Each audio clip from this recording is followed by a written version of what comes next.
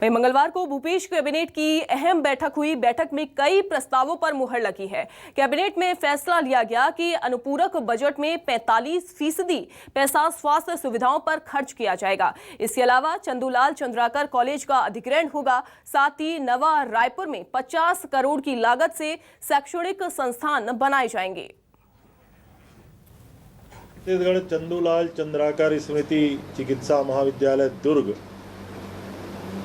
का अधिग्रहण करने की जो घोषणा हुई थी, उसको आगामी विधानसभा में जो विधेयक प्रस्तुत किया जाएगा अधिग्रहण का, उसको अंतिम रूप दिया गया और उसका अनुमोदन किया गया। हाउसिंग बोर्ड के ही छत्तीसगढ़ गृह निर्माण मंडल के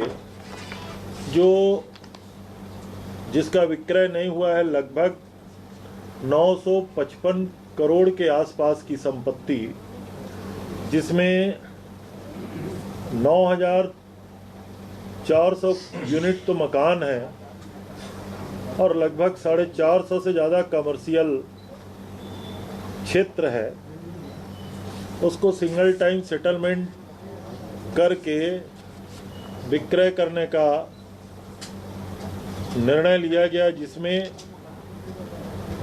लगभग अंतिम भुगतान के समय कुल देय ब्याज की राशि में 15% की छूट दिए जाने का निर्णय लिया गया। लेमरू के बारे में मंत्रिपरिषद की बैठक में विचार विमर्श हुआ है और अंतिम निर्णय अभी उसमें नहीं हुआ है।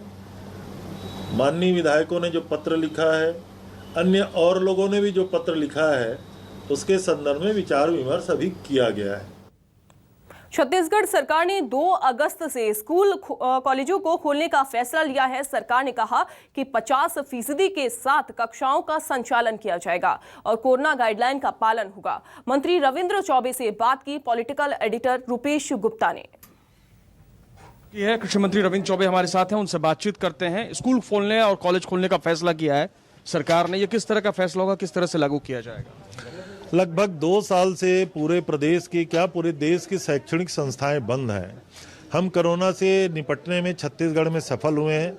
सरकार की व्यवस्था आदरणीय मुख्यमंत्री भूपेश बघेल जी के नेतृत्व में हमारा इंफ्रास्ट्रक्चर इतना मजबूत हुआ और हम लोगों ने जब निर्णय लिया तो इस बात का प्रमुख रूप से ध्यान रखे हैं कि कोरोना के गाइडलाइन का सख्ती से पालन होना चाहिए, नंबर 1, और 0% कोरोना का संक्रमण दिखना चाहिए, वहीं ये सब कुछ प्रारंभ होगा। हमने निर्णय लिया है कि आंगनबाड़ी को 2 पालियों में प्रारंभ करेंगे। प्राइमरी स्कूल को स्थानीय पालक समिति और ग्राम पंचायतों के निर्णय और कोरोना के संक्रमण का 0% होगा तब प्रारंभ किया जा पाएगा और उसके आगे के ऊपर की कक्षाएं हैं उसको अभी हायर सेकेंडरी स्कूल को प्रारंभ करेंगे, महाविद्यालयों को पीजी क्लासेस से प्रारंभ करेंगे और उसके बाद क्रमशः नीचे उतरते हुए क्रम में अन्य क्लासों को प्रारंभ किया जाएगा।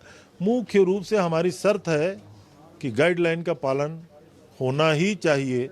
संक्रमण जहां भी अगर थोड़ा बहुत भी दिखता है तो इसमें पुनर्विचार भी हो सकता है, इसलिए कोरोना का जो प्रतिशत है वहाँ 0 रहेगा, वहीं इस प्रकार से स्कूल कॉलेज प्रारंभ किए जाएंगे। इसके अलावा पोटा केबिन वगैरह भी शुरू किए जाएंगे, कॉलेजेस भी। अब ये तो हमने कहा ना, जब ये सारे प्रारंभ होंगे तो आश्रमशाला है, पोटा केबिन है और जो हॉस्टल्स की जो व्यवस्थाएँ हैं वहाँ भी धीरे धीरे प्रारंभ करेंगे।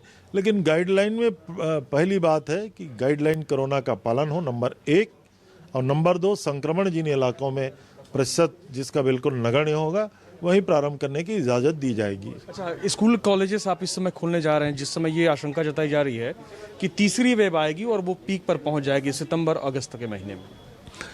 हमें तो इस बात से बचना चाहिए कि छत्तीसगढ़ में तीसरी वेव की संभावनाएं आएंगी ही। हमारा इंफ्रास्ट्रक्चर इतना मजबूत है कि हम लोगों की कोशिश है कि तीसरी वेव का असर छत्तीसगढ़ में ना हो और इसीलिए हम लोगों ने ये निर्णय लिया है। और हमारे निर्णय में प्रमुख बातें ये हैं कि कोरोना के गाइडलाइन का 0 संक्रमण का विशेष रूप से ध्यान देना है। इसलिए मैं समझता हूँ कि हमको भविष्य की संभावनाओं के आधार पर निर्णय लेने की कोई बात नहीं है। वर्तमान में अभी ऐसी परिस्थितियों का निर्माण है, इसलिए हम प्रारंभ कर सकते हैं। भविष्य में अगर लहर आएगी जैसा अन्य राज्यों में लोग कह रहे हैं तो उसको देखा जाएगा। अभी 5-7 राज्यों ने अपने अपने प्रदेशों में अलग अलग समय में स्कूल कॉलेज खोलने के निर्णय लिए हैं। छत्तीसगढ़ में भी आज निर्णय लिया गया है, अगस्त के 1 तारीख के बाद से खोले जाएंगे। बहुत बहुत शुक्रिया। तो अगस्त की 1 तारीख से कॉलेजेस शुरू किए जाएंगे, अलग अलग चरणों में शुरू किए जाएंगे और कोरोना सबसे पहली चीज होगी जो देखा जाएगा कि कोरोना का संक्रमण वहां पे ना हो, उसी के बाद वो स्कूल खोले जाएंगे। कैमरामैन चोलाराम के साथ रायपुर से रुपेश गुप्ता, न्यूज़ 24।